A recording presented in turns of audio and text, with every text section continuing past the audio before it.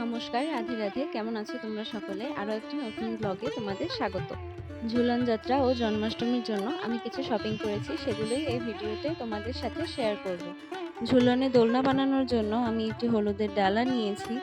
কিভাবে দোলনাটা বানাই সেটাও এই ভিডিওতে তোমাদের সাথে শেয়ার করব। গপুদের জন্য একটি টিফিন বক্স নিয়েছি। সহস্রধারায় স্নান করানোর জন্য ছিদ্রযুক্ত একটি পাত্র নিয়েছি।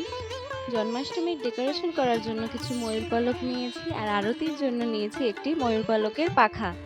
গোপুদের জন্য দুটো বাঁশি নিয়েছি আর মুকুট নিয়েছি, সাথে একটি ঘন্টা ওদের ঘুম থেকে ওঠানোর জন্য। দোলনাটা সাজানোর জন্য কিছু আর্টিফিশিয়াল ফ্লাওয়ার আর গোল্ডেন ঝাড়বাতি নিয়েছি। দেখো, এখন আমি গোপুদের দোলনাটা বানাবো।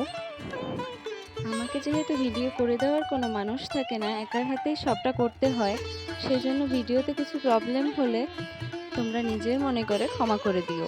গোপুদের ঝুলনের পোশাক, মুকুট আর দোলনা বানাতে বানাতে কখন যে ভোর হয়ে গিয়েছিল আমার খেয়ালই ছিল না। যখন শৃঙ্গার করে গোপুদের দোলনায় বসালাম, তখন ওদের দর্শন পেয়ে আমার সব ক্লান্তি দূর হয়ে গিয়েছিল। দেখো বন্ধুরা, তোমাদের সাথে কথা বলতে বলতে আমার দোলনাটা কমপ্লিট হয়ে গেছে প্রায়। এখন গোপু সোনাদের দোলনায় বিরাজমান করে দেব।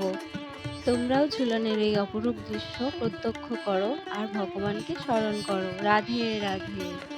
ঝুলন যাত্রা মূলত রাধা কৃষ্ণের প্রেম লীলা বিলাসকে কেন্দ্র করে পালিত হয়। এটি শ্রাবণ মাসের শুক্লপক্ষের একাদশী থেকে শুরু হয়ে পূর্ণিমা পর্যন্ত চলে। ঝুলন উৎসবে ভক্তরা রাধাকৃষ্ণের প্রতি ভক্তি নিবেদন করে এবং তাদের প্রেমময় জীবন উদযাপন করে। ঝুলন যাত্রা বৃন্দাবনের রাধাকৃষ্ণের প্রেম লীলার স্মারক।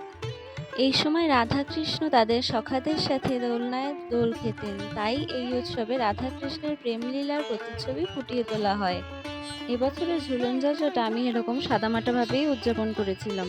ভিডিওটি ভালো লাগলে লাইক, কমেন্ট, শেয়ার করে দিও। সাবস্ক্রাইব করতে কিন্তু ভুলো না। আর আমি যদি কোনো ভুল করে থাকি তাহলে নিজের মনে করে ক্ষমা করে দিও। রাধে রাধে।